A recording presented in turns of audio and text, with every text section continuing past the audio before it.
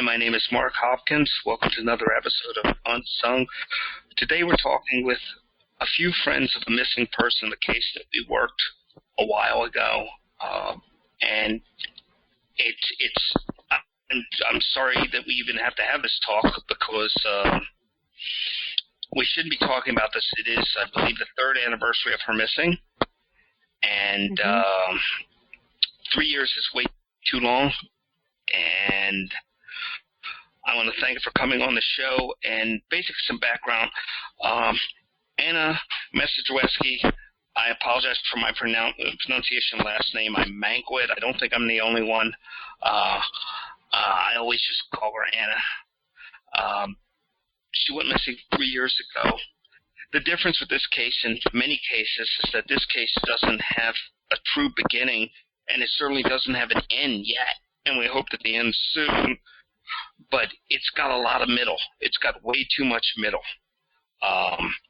And we just have more questions than answers. And Sharon, Deb, and Ellen, thank you for coming. Thank you, Mark. And who wants to start about the beginning of this? In the beginning.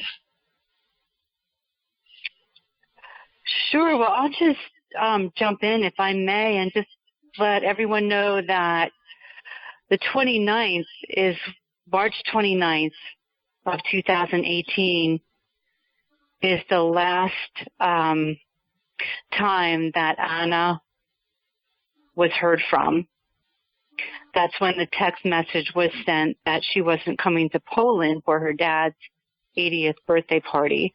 Now, whether or not that was sent from Ellen or Anna, but that was the last note that ever came from Anna. And last night we all lit candles in honor of that fact, just to send up good vibes to Anna that we're here for her, you're here for her, Mark, and we're never, ever going to forget about her until she is home one way or another. Okay. So we had a big anniversary on the today, 29th, right? 29th, today. Today. I was wondering why I was pushing for doing it tonight so much, and then it hit me. Yeah, that's it. Yep. The dates of the different cases I work get stuck in my head, but it's not like in a tangible way. They just pop up and I remember them. It's the way I remember dates.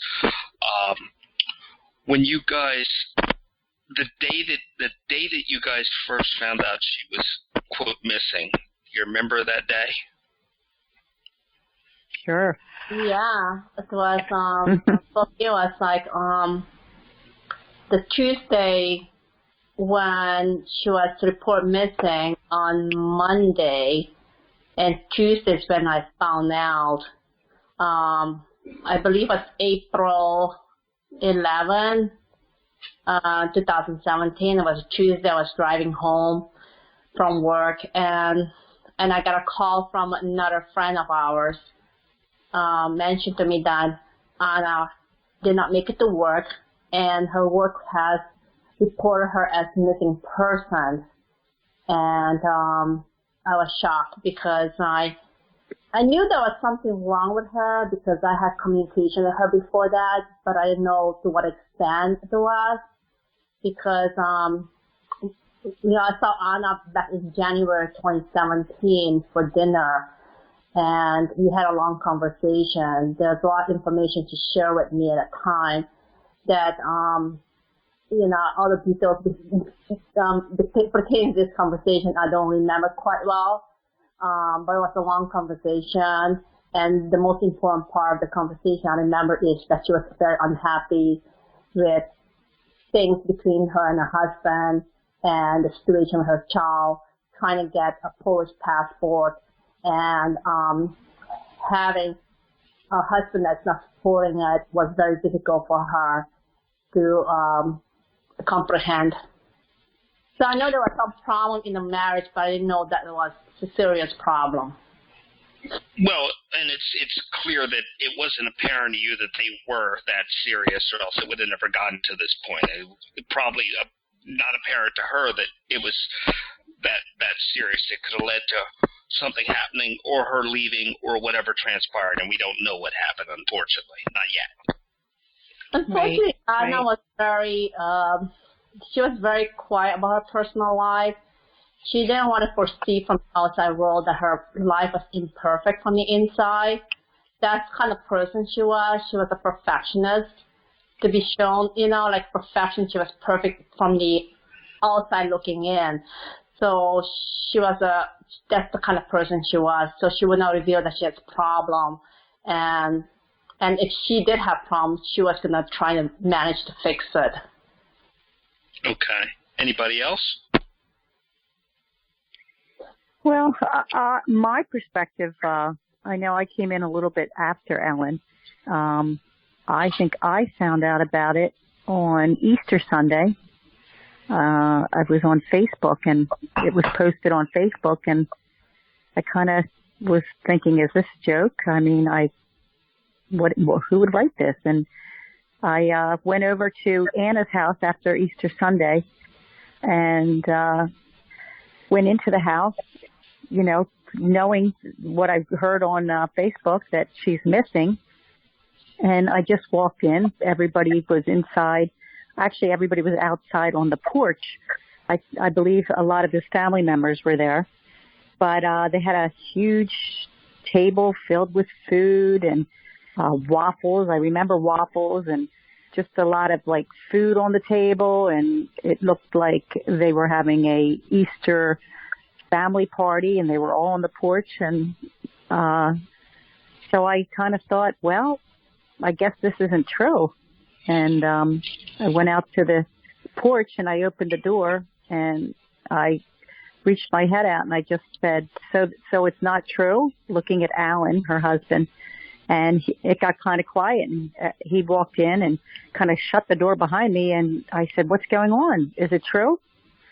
And he said, yeah, she's missing. And I was like, she's missing? And we kind of stood there, and I asked him questions. Where could she be? It was just very odd. And the family wasn't coming in or asking who I was.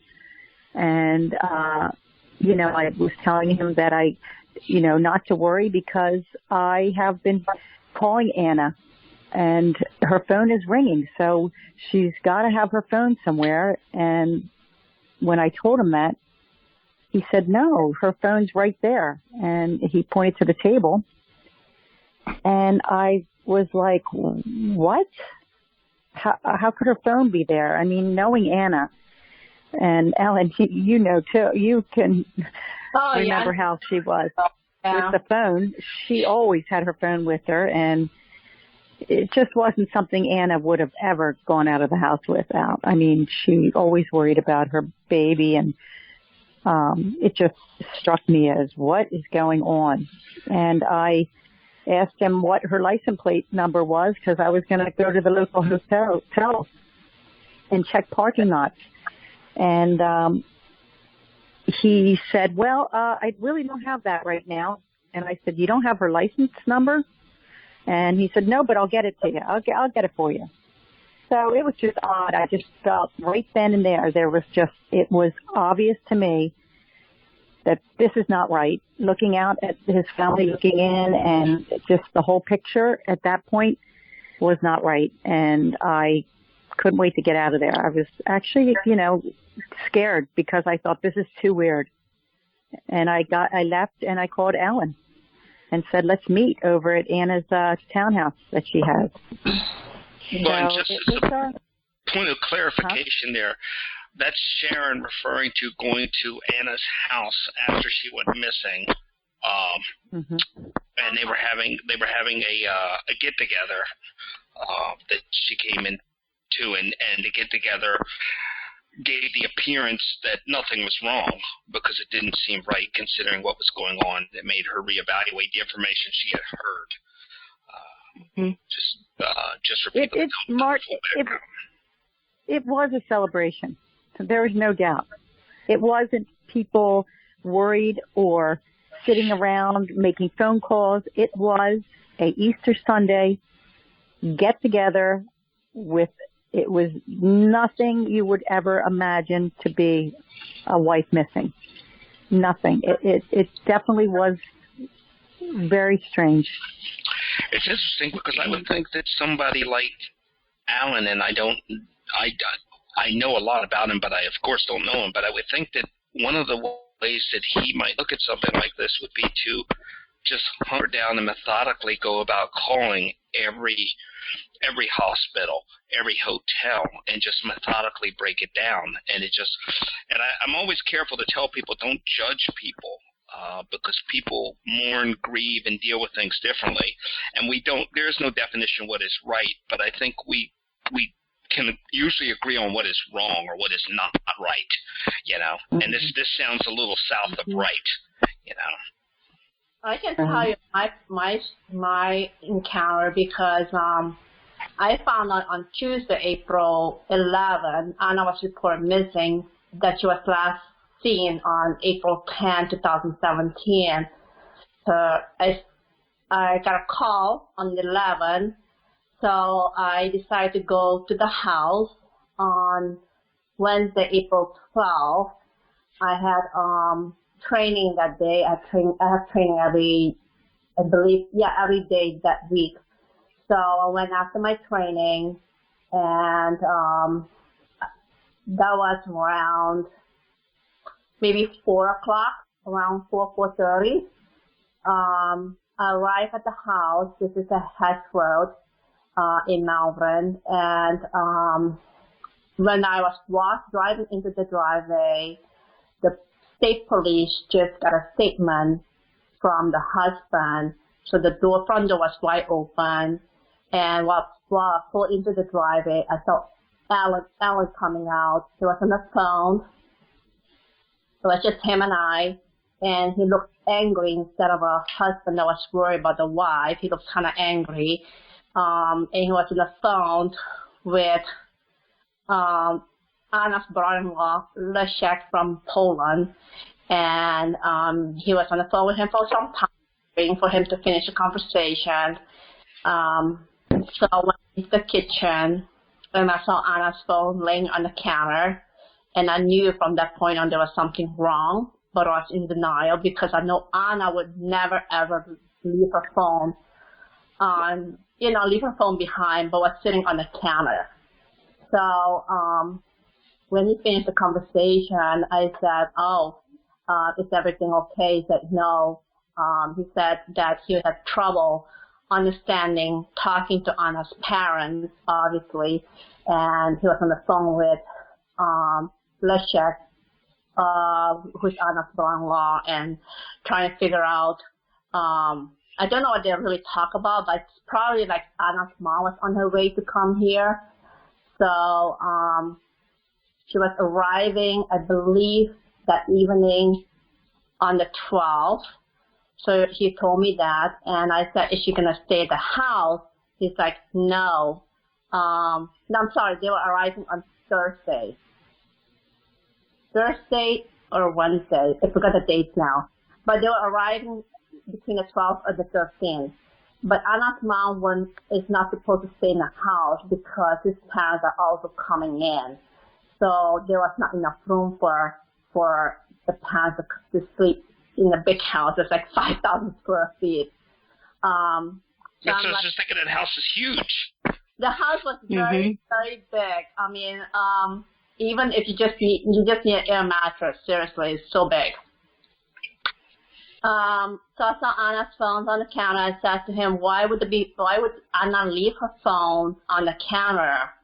That's so odd because I have never seen her with her phone. He's like, well, is he updating some kind of iOS software? So she was in a rush, so she left it behind, which is also kind of weird because Anna would never leave it that way. But anyway, so yeah, it was Wednesday the 12th. The parents arrived. The mom arrived with the nephew, Michal from California. So they stayed at the Residence Inn in Malvern. and then Alan's parents stayed with him at Hesh Road. So the following day on Thursday, let me see, Thursday, I stopped by the house after my training. I went to Wegmans and bought them a bunch of groceries, and I met with the parents, and we talked briefly, put the grocery away, and I left. The strangest thing is that when I put the grocery away and I left the house, I had a strange feeling because while I was leaving, he was watching every step I was making. And when I walked out the door, get into my car, he was standing to make sure I was leaving the driveway, which is kind of weird. I had a really weird feeling. So he was watching every single step I was making. So my next visit to the house was Saturday, April 15th, and I stopped by the house and I met with, at that time the parents were still there, his parents were still there, and his niece, who used to live in New Jersey, and her husband were also there, and we're talking, and I'm like, can we just find a way that we can actually look for, I forgot to mention this. So on Wednesday, the 12th, when I stopped by the house, I said to him, why don't we look for Anna? If Anna ran away from the house with her phone, she would have taken the train, either leave her car at Paoli train station, Malvern, or Exton. Those are the train stations she would normally use.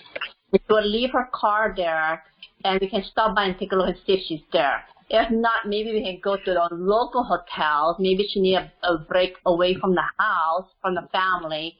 Let's look for her car. And he said that he doesn't have the time. He has to take his son to swim classes at night, which is not an odd thing. Why you need to take son to swim classes when your wife is not home and reported missing? And I'm like, I said, don't you want to look for your wife? He's like, right. Well, I want to keep as normalcy for the son, keep his schedule as normal as possible, which is not an odd thing. So I thought it was very strange. Well, let's go back to the phone. You both said when you went in the house you saw the phone there, her phone there. Yeah. Where was the phone at? On the counter. They have a huge counter in the kitchen, and the phone was just sitting there, like I think on the edge of the counter. At the end. Let me ask you a simple question. Was the phone plugged in? I think it was. I don't remember. Reason. But you know one thing, he scrolled through the phone and he saw all my missed calls, because when I found out that she was reported missing on April 11, I immediately texted her, I called her, I left her messages, and I could see all my missed calls through her phone, because she read through her phone. Was it Anna's practice to come home and leave the phone there on the counter charging? Is that where she would normally put it? I don't know. No, I wouldn't know that either. Okay. I'm just wondering if he plugged it back in, or if it stayed charging, or the whole thing about the phone is odd. It's always been odd to me, because when people leave without their phones, it's because they're despondent and going to do something themselves. Even then, it's rare. And we'll get people that the new thing to do is to leave your last statement on the phone, or the other thing that they do is they will leave they will take their phone with them and put it in a Ziploc bag and leave it along their route for somebody to find. So, it's just an odd change of behavior. So without judging, and it's tough to judge without judging, the behaviors of the majority of the family the behavior of everyone with the exception of her family was not something that anybody would consider typical or normal or anywhere within the spectrum of normal. Yeah, you might be right, because I met his family and his parents were not even concerned looking for Anna. I met his niece and nephew, niece and her husband, and I remember sitting down talking to them instead of talking a way to find out how can we send a message out to the general public looking for Anna. They were talking about food, what kind of food they will have during Easter, which is not an odd thing. Yeah. And the fact that they've never taken the time at all to look or to ask questions to friends it's not normal behavior by any means. I think that tells a lot about what's going on, if you ask me. People do not just do nothing when someone is missing. They don't. If they love them and if he's the husband, he's going to search for his wife. It's human, normal behavior. To me, the behavior is he didn't want to search for his wife. He didn't love his wife because it's just not normal to not want to find your wife and the one that you love and the one that you spent your life with. So there's so many unanswered questions. I have to that because I started creating a Facebook page and people were asking me what is the license plate number. So I started requesting that on Friday, it might be even Thursday, 13. And I keep asking him, can you give me the license plate number for Anna's car or what color of the car whatsoever. And I never got it. It's like it wasn't urgent. Nothing was urgent for him to give me any information like that. Even the missing person report that goes in the missing person database, when I filled it out, I needed information about what Anna wore that day. I'm like, can you tell me what Anna wore that day? I asked him that question, and he couldn't answer me.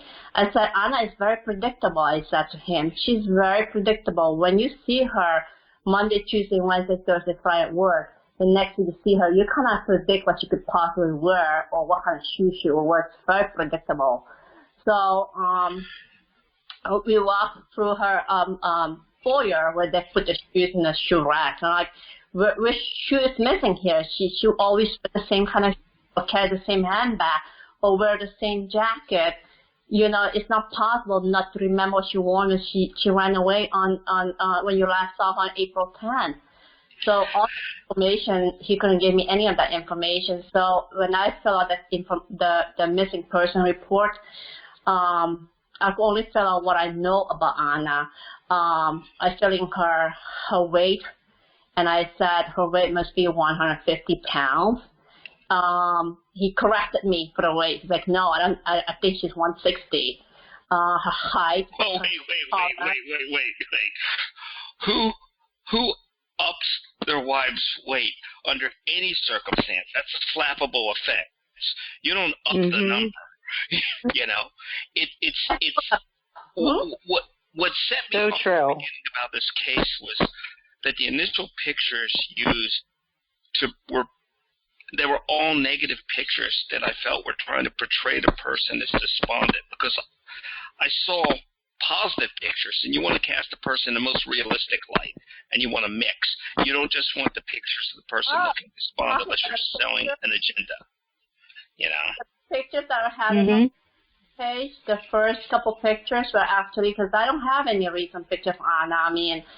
So I also asked for recent pictures. So I got that on when I was at the house on the 15th. I said, grab the phone right now. I'm not leaving until I have the license plate number and to have most recent picture of Anna.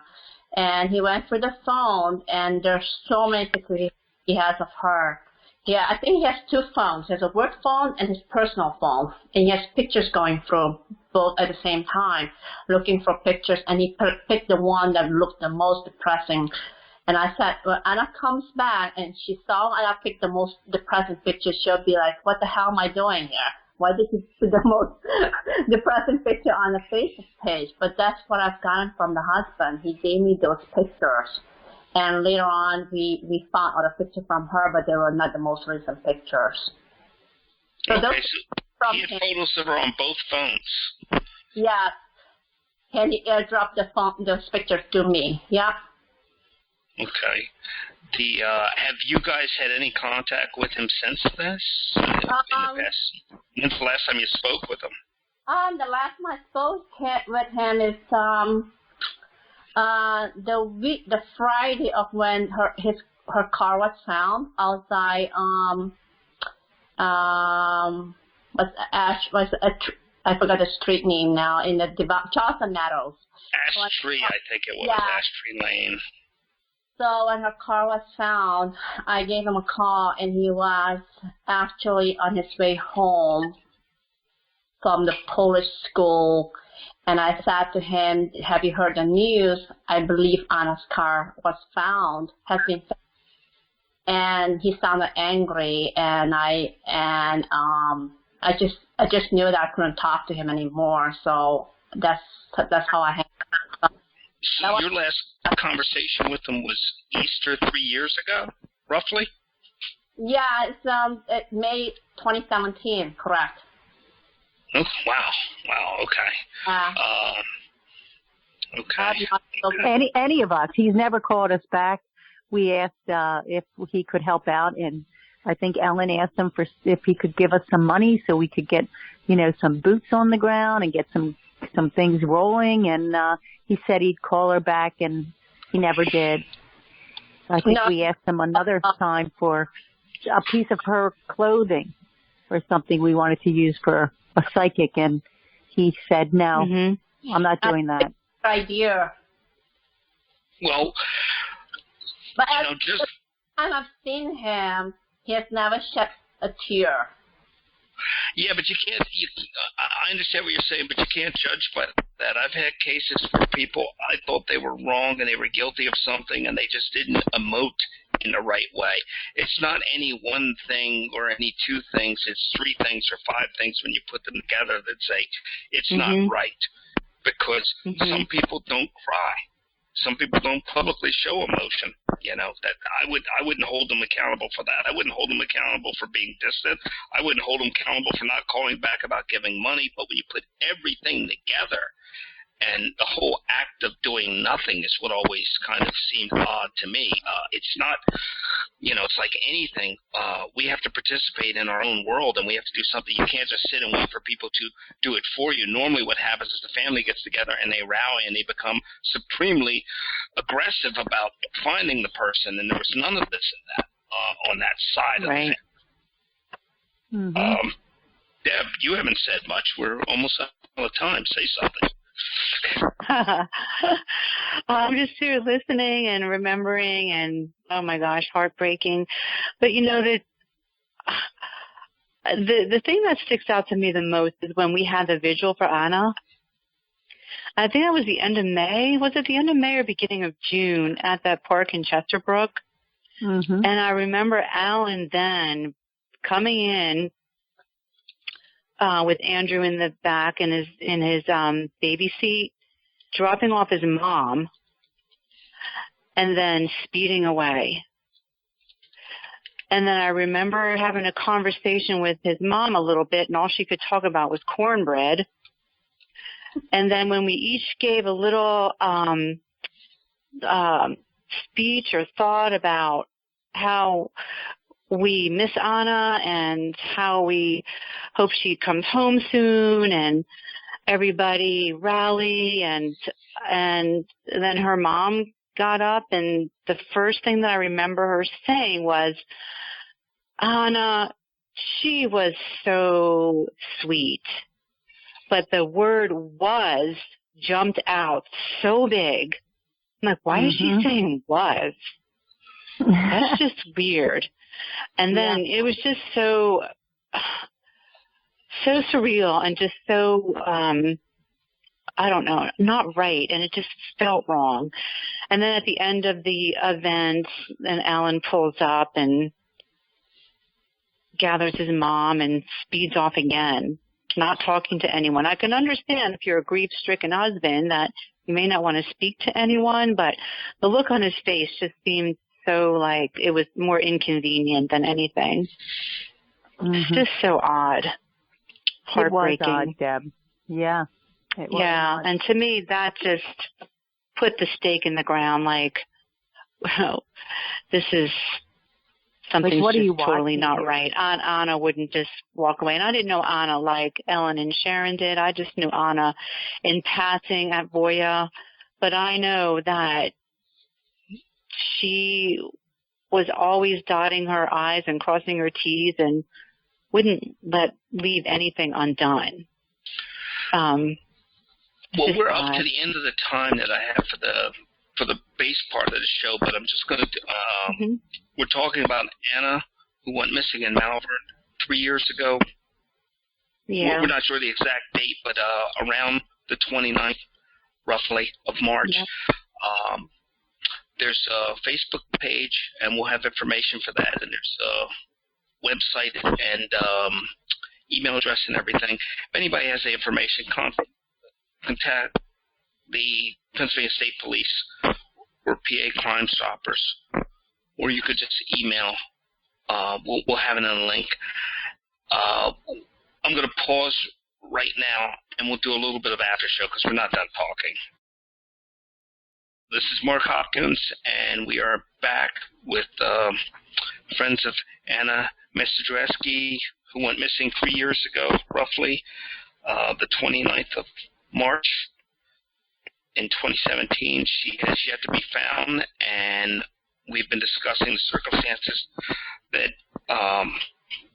immediately following her going missing and how this was such a change of behavior for her and how this didn't fit her norm or her lifestyle.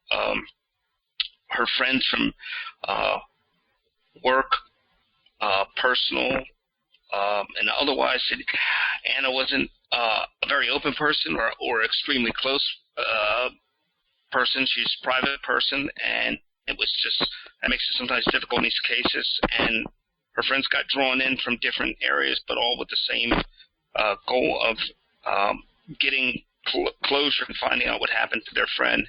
And this is a real lesson for people because none of them expected to be involved in this. None of them expected it to take up 3 years of their lives and to just be this lingering unknown thing.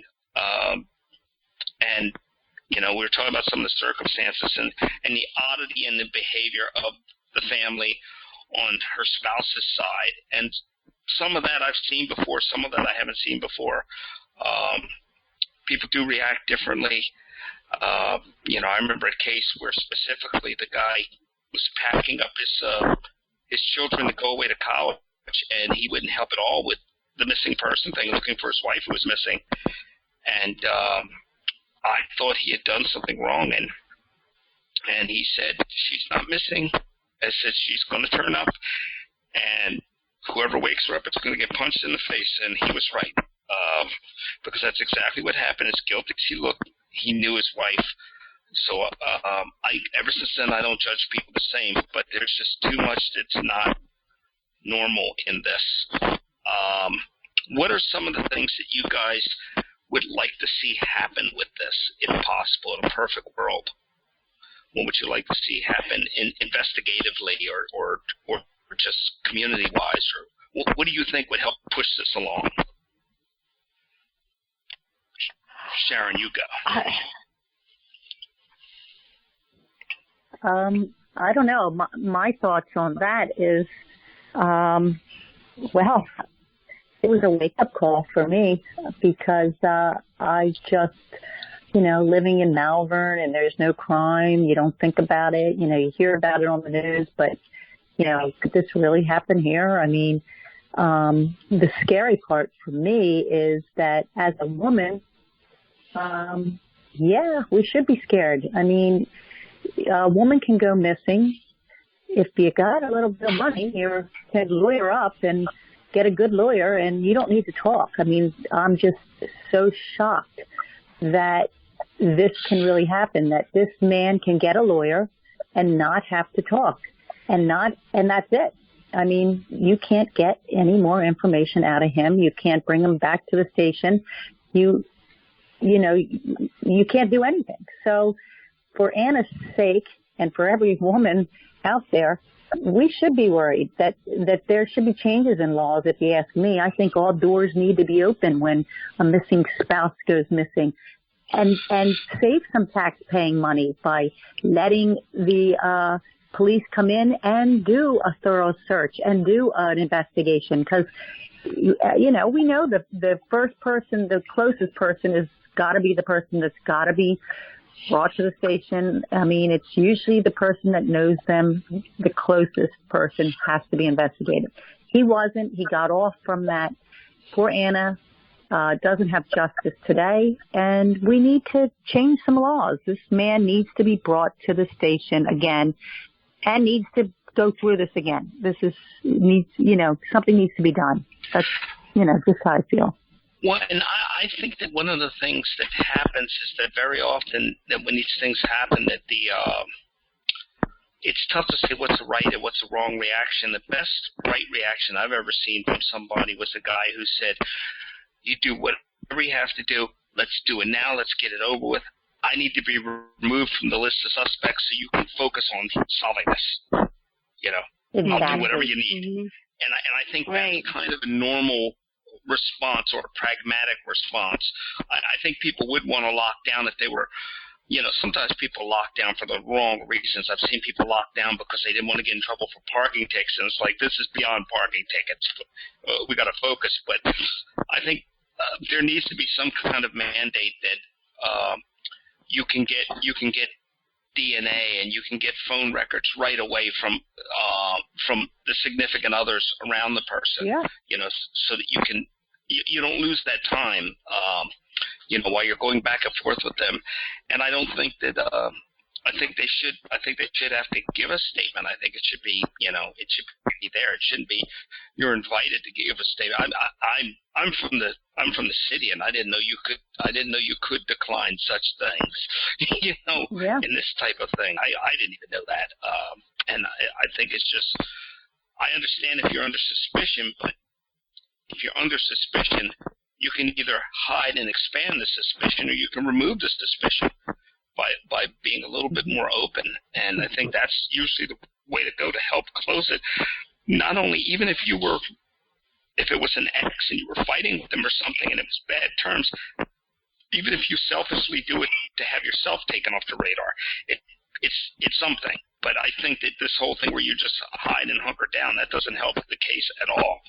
And it doesn't, because at some point, their child's going to be old enough to ask adult questions about this. And the questions won't have the right answers. There aren't good answers to these questions, unfortunately. They don't paint a good picture. And what you said about living there also is, there's also, I didn't realize that a big chunk of that area doesn't have its own police department. And it was the case was managed through the state police, which was managed by a barracks that was in Lancaster, which was some distance away. And I think that gap can hurt a case of the severity. I think that we get comfortable and we don't have police departments in some of the quasi-rural areas, but I certainly thought that had a local police department there, and I was shocked to find out it didn't when we were working the case.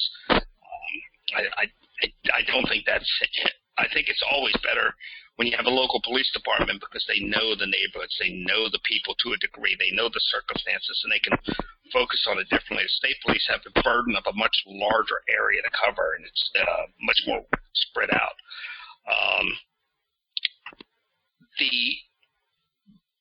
When you did the vigil, I guess that was hampered by recent events because you can't get together as a group and do anything. Right. Do you plan on doing something when when they take the giant bubble off of the state and we can roam freely again? I think so. No doubt. We definitely want to get a organized vigil together like we did that end of May, beginning June of 2017, just so we can keep Anna in the forefront. And we were actually planning on one to do the end of March at Charlestown, right in Charlestown, not too far from Anna's house. But the kibosh got put on that because of everything that's going on. But that's probably the place that we'll have it. And so we'll definitely keep this in the forefront, keep Anna in the forefront, no doubt. It's tough to do because the news cycle is so fast. And I think there's been 3 reveals on this case on the news where it was really nothing in the grand scheme of things. And unfortunately, people move on to the next case, and it's very difficult to keep things on people's minds. And what should keep this on people's minds is the fact that this woman did nothing wrong. There was no other side to her. There was no shadiness. There was nothing to bring this on her. It just happened. This is as innocent gets. This could be you. It could be someone you love. It could be anybody. And lots of times we find ourselves in the hands of strangers, and you would hope that people would come together to help and make sure that some attention was brought to keep this in the forefront of people's minds, to bring it to a resolution. This has been an interesting case because it's brought together an interesting group of people to. It's brought personalities. There's been battles. There's been and I always it's always confusing when people are fighting to help in something. I've seen people with good intentions get swayed. I've seen people rise to the occasion. There was a recent there was a podcast about it that went in several directions, and I guess at the end of the day it generated some talking. It's kind of taken on a life of its own. I don't know. Like I said in the beginning, it's all middle. This case is all middle. I don't know exactly when it started, and I don't know when it'll end. It's all middle, and it makes it more draining. Do you believe that any scenario where Anna went away and started a new life or ran away with a boyfriend or any of that nonsense that's been circulated? Not for a minute. No, not for a minute. See, if we were a video broadcast, I could show. If we were a video broadcast, I could show Ellen's face, and it looks like she's having a stroke. Because it's twisting so much. Yeah. Mark, the thing I want to say is Anna was such a special, sweet, kind girl. She doesn't deserve any of that. And it's a lot of emotions, dealing with this, because when you know her, you just can't believe the things that came out and things that people were saying about she was depressed or, I just want people to know that she was such a lovely person, and we aren't ever going to forget her. We're going to try to keep this going until justice is served. Right. It's important, and I think it's important to the community too. I think people should be aware of this, and and read up on it too, because it's really a sad story, and there's a lot of sad stories, but this really is a sad story, and she did not deserve this. That's for sure. No, and you think about her parents. I mean, they're back in Poland. They both have survived not only the Cold War, but now they're surviving cancer right now. They're surviving their heart being torn into shreds, not knowing where her daughter is, and also the disappointment of a son-in-law that can give a crap. You know, it's just heart-wrenching for them, and they need answers. So this is why, one of the reasons why it's so important that people know, people continue to hear about it. And Mark, we're so thankful for all the work that you've done to bring this out into the forefront, and all of your radio shows and podcasts and everything that keep people in the know. And it's details that they need to know, too. These are not normal details. These are details that just need to be looked into so people understand the caliber of what's happening. It's just heartbreaking. Well, and I think that people don't realize that I believe one of the things that flies by in the ticker of all the facts is that her parents lost another child. That there was something, I remember early on being told about, there was something involving the politics in the region that they were in, and it was a political thing, or something with another child that they had that vanished. And I'm not sure. I have notes written down on it somewhere, but it was a political thing. I think it was Anna's mother. Brother. Sure. Anna's mother's brother. Yeah, okay. That's what it was. It wasn't a child. Yeah. It wasn't a brother. It's brother. Uncle. It was uncle. Her uncle. Okay, that's right, her uncle. But I mean, it's these are her parents are two. I mean, there's a distinctive language barrier there. When I met them, I couldn't communicate. You don't only communicate via words, but I couldn't communicate via words to them. But they are. You'd be hard pressed to meet two people that you would think that you were stronger than, but because what I mean to say is that they had so much strength in what they were doing, in their resolve to help bring closure, that I was just amazed. I mean, they are both elderly. They are both dealing with different illnesses, some serious, and they are getting on a plane to come to another country, to stand in line to ask a question, to be told to come back tomorrow for an appointment or this or that. Right. And they've done this multiple times. And, you know, no matter what you think about any aspects of it, they don't deserve to have to go through this. No, they don't. Have to go through this.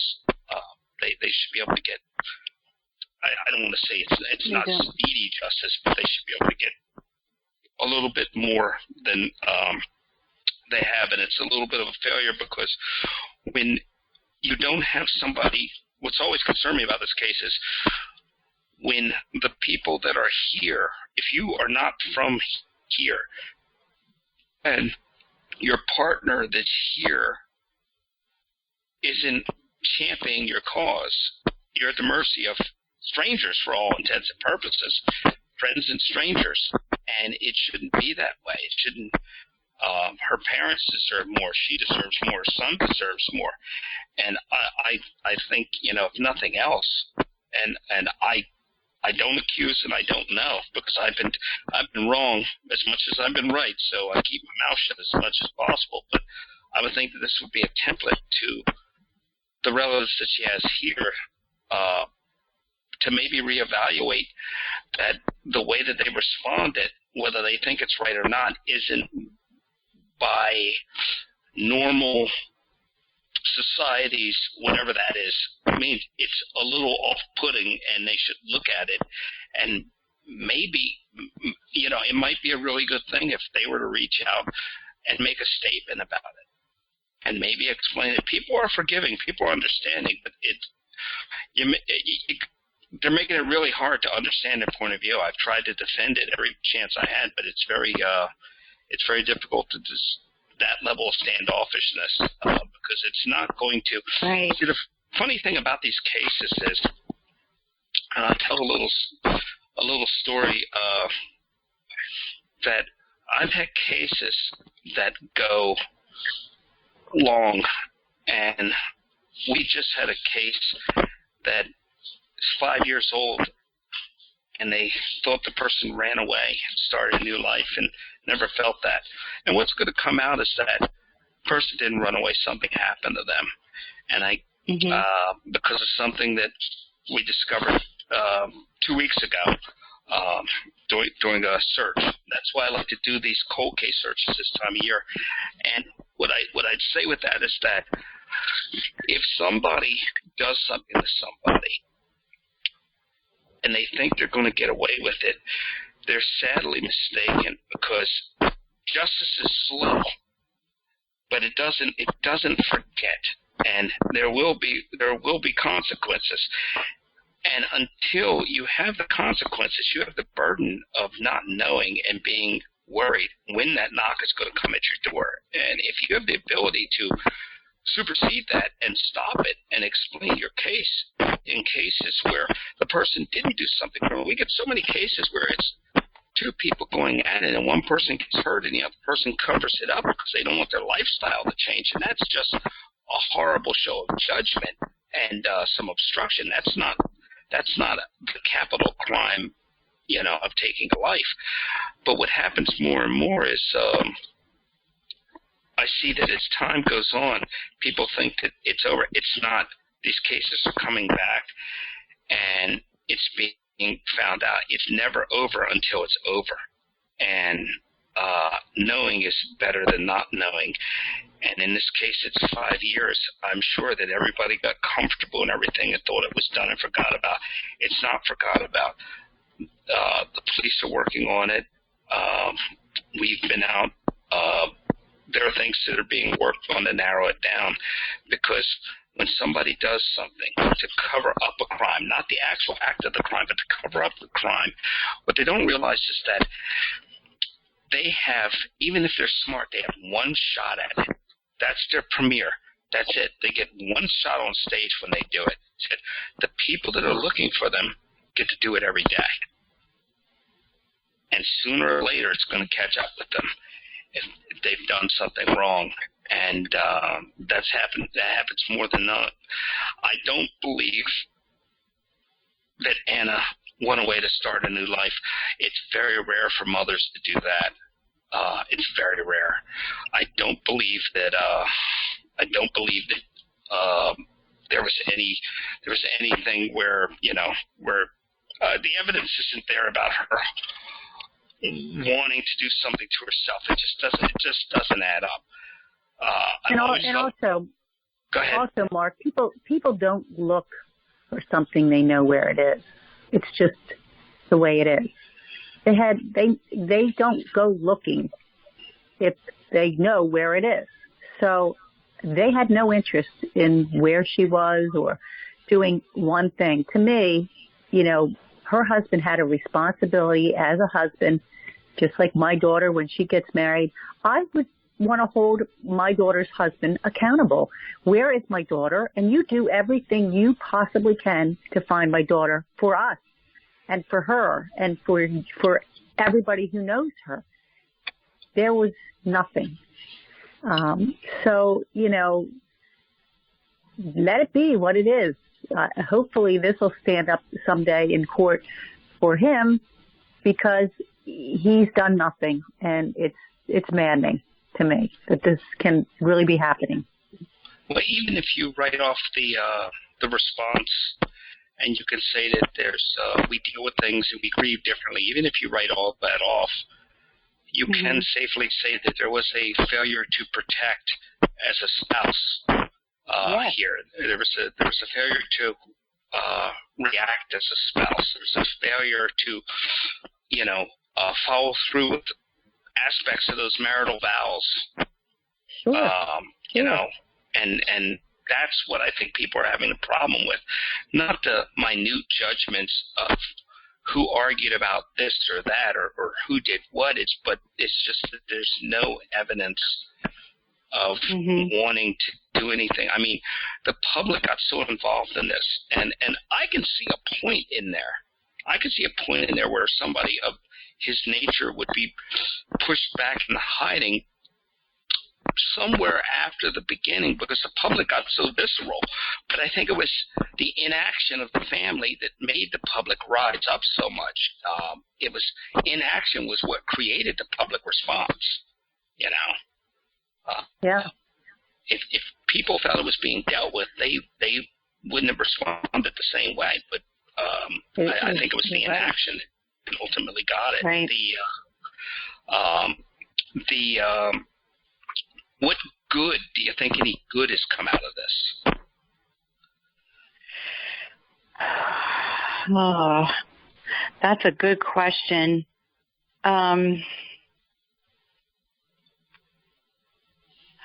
I think the good that I see is that it's a red flag that the system needs to be changed. And I think the other good is that we saw so many people come together and help Anna. A lot of them have never met her, didn't know her at all. Right. And that was just a real dose of, wow, there's some humanity here, and people will step up to the plate, and they will fight the fight.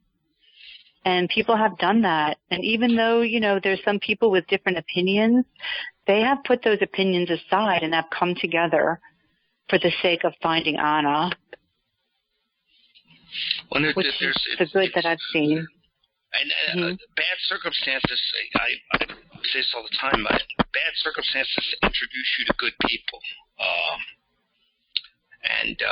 You always feel bad about meeting them during those circumstances, but there have been a lot of good people that have come out in this, and I would hope that there's new powers to be in the district attorney's office, that maybe a fresh set of eyes takes a look at. There's new powers to be at the state police. Maybe they take a fresh look at it. And it's pride or anything else has no part in this. It needs to be looked at and turned into a something where it can be closed, a case that can be closed for better or for worse. I mean, I'm not optimistic about the outcome. The nature of my business is not that I'm optimistic. All the data doesn't lead to something where Anna comes to a door with a Hawaiian shirt over her shoulder and says she's back. Right. That would be nice. That would be nice. I'd be happy to be wrong. And then, you guys probably would slap her senseless under those circumstances in happiness. But I don't think that'll happen. I don't think it's going to be that kind of thing. I think that it's already, the ending is already, her part is written, and I think it's just finishing it up so that it could be closed, and that the word you used before is justice. Justice, whatever justice is meant to be served can be served. Mm-hmm. Right.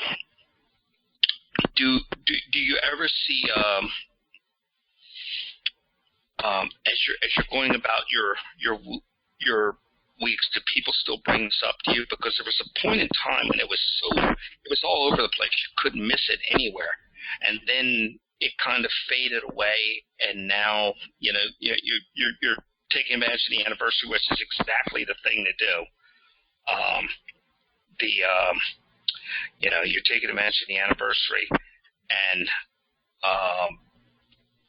working to get some attention to it. Do you have any other plans to try and get attention while things are going on around this time of year? That's a great question. I think that's we rally over the phone many, many times a month, and we were just planning the event for March.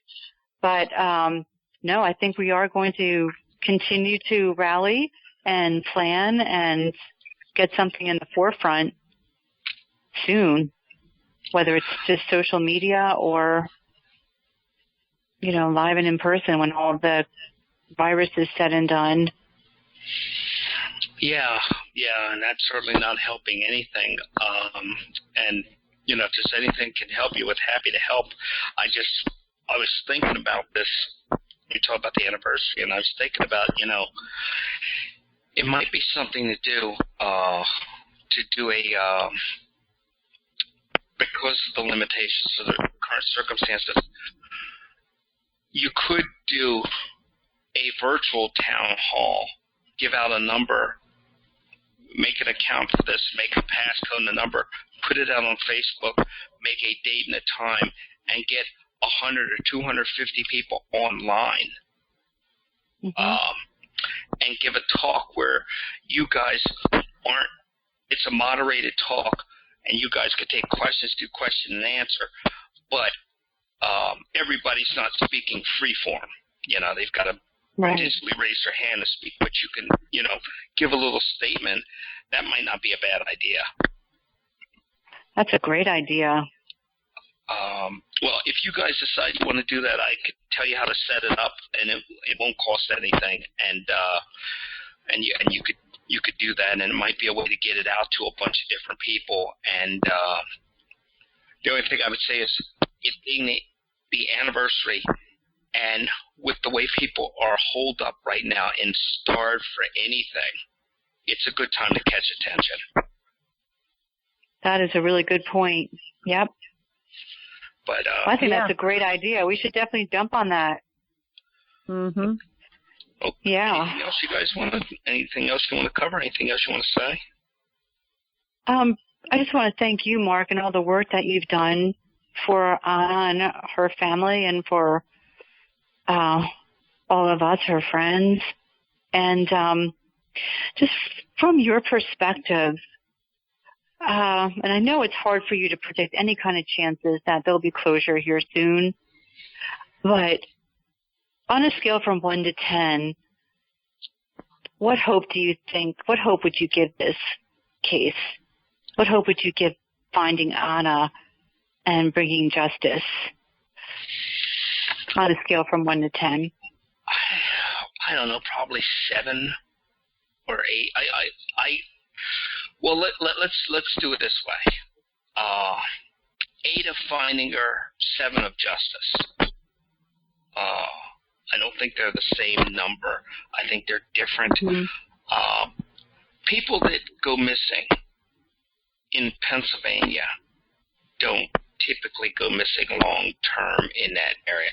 And usually, when it's a criminal thing, unless it's a criminal mastermind, and if it is a criminal thing, it's usually not that difficult.